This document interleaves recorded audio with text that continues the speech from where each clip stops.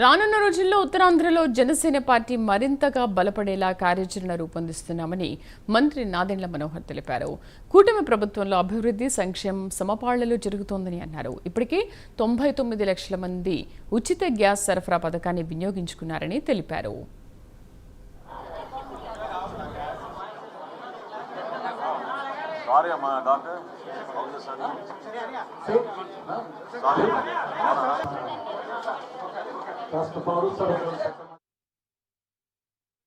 మొన్న పిఠాపురం సభలో జరిగిన మా ఆవిర్భావ సభ ఒక అద్భుతమైన స్పందన. ప్రత్యేకంగా విశాఖపట్నం జిల్లాలో ఉన్న మా జన సైనికులు, మా వీర మహిళలు భారీ ఎత్తున ఆ సభలో పాల్గొన్నందుకు, సభని విజయవంతం చేసినందుకు ప్రతి ఒక్కరిని కూడా మనస్ఫూర్తిగా ఈ సందర్భంగా నేను ధన్యవాదాలు తెలుపుకుంటున్నాను.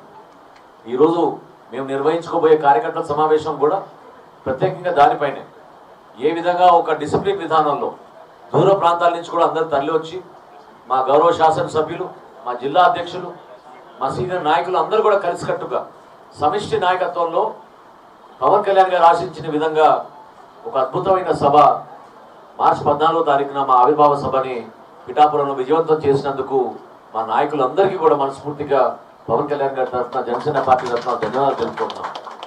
రాబోయే రోజుల్లో పార్టీని పటిష్టం చేసే విధంగా మండల స్థాయి నుంచి గ్రామ స్థాయి నుంచి ప్రత్యేకంగా బూత్ స్థాయి వరకు కూడా మేము కమిటీలు ఏర్పాటు చేసుకుని సిద్ధమయ్యే విధంగా ఒక ప్రణాళిక సిద్ధం చేసుకుంటున్నాం.